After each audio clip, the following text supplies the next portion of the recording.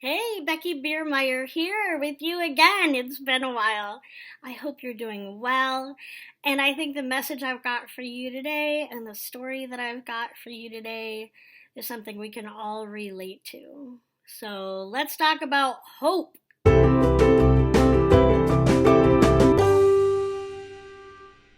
So, for me, my story of hope is pretty raw. Um, I had a great relationship with an amazing man for a long, long time, and I really believed, and so did a lot of people, that I had heard from the Lord. And here's the thing about free will: we don't always have to obey the will of the Lord, and from my perspective, he didn't. And it was a really big blow to my heart. And I'm good now. It was a while ago. But that process, I think, you know, the biggest thing that got robbed from me was hope. And it's hard even to put the words to it, but like, my hope in God was really messed with. Like, I made accusations against the Lord that just weren't fair. But it's what I felt at the time. Like, God, where are you? God, why didn't you answer my prayers? God, why didn't you intervene more?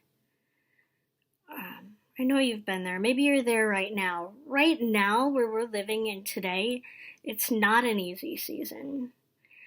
And I don't know if it's a relationship that has knocked kind of your hope, over, or if it's the job situation right now, or the health situation right now, or relatives, or the isolation, whatever it is. Right now, I'm hearing from a lot of people that their hope, especially hope in God, is really being assaulted. And I've been there. And this situation has been interesting, where we are today, right now, what we're all facing with isolation. And I don't think that part of it has been hit for me as much as the hope for the future. I'm really needing God to come through for me in some ways, and just like you are. I don't have this all figured out. Matter of fact, I'm far from figuring out what I need to figure out. But then today, I was like, okay, well, I'm going to dig into the Word. And you guys, I found the coolest passage I just have to share with you. It's from Romans 12, and I've been reading lately in the Passion Translation. And check this out, starting at verse 10. Be devoted to tenderly loving your fellow believers as members of one family. Try to outdo yourselves in respect and honor of one another. Be enthusiastic to serve the Lord, keeping your passion towards Him boiling hot. I love that. I need to work on that. Radiate with the glow of the Holy Spirit and let Him fill you with excitement as you serve Him. Serving Him right now might be showing up on Zoom to a Bible study, or bringing a meal to an elderly person, or having extra grace for the people around you. Verse 12, let this hope burst forth within you, releasing a continual joy. I could use that. Don't give up in a time of trouble, but commune with God all the time. Take a constant interest in the needs of God's beloved people and respond by helping them. And eagerly, okay, maybe don't do this part right now. And eagerly welcome people as guests in your home. How about guests on Zoom? Let's do that. Anyway, that's from Romans 12 in the Passion Translation.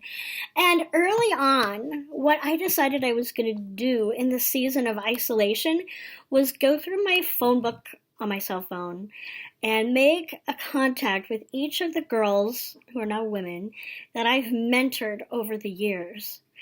And really check in over text, over phone, FaceTime, Zoom, and just say, hey, I haven't forgotten about you. How are you? How is this season affecting you and your family? And you know what, you guys? Sometimes it's just 10 minutes texting back and forth with somebody, but sometimes it's sitting on the phone for like 2 hours and somebody just pouring out their heart. And that's a way we can serve God right now, is connecting with each other. And I want you to go above and beyond what's comfortable for you. I want you to really stretch and call that weird aunt that you have, or, check on the neighbor down the street, within, what we're allowed to do right now.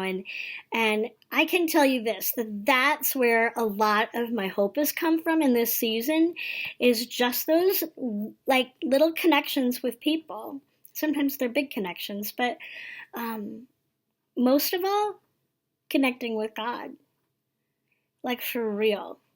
Like on a walk in the woods, me and him, connecting in the Bible, late at night, connecting. Watching praise and worship on YouTube, and sitting in my bedroom with the Lord and connecting. Getting out my journal and pouring out my frustrations, connecting. Going for a drive with the music so loud and the windows down and just pouring myself out. That's connecting with the Lord too. And yesterday I went to the park and I just sat there and listened to the birds and prayed and read a little bit of the Bible on my phone and just breathed like in and out and just took in the moment and the season and just said, God, is there anything I need to hear? Because I'm listening. I need you so badly, God. I need you so badly. Now more than ever. And I'm connecting. And so let your season right now be renewed. Let hope renew in you by connecting with the Lord and with other people. And if you need connect time with me, I would love to hear from you. Will you email me at everybodylookup@gmail.com and I will get with you. We can Zoom, we can email, we can have a phone call. I would love that. And would you go ahead and like this video, share this video, and then do me a favor and subscribe. That would be fantastic.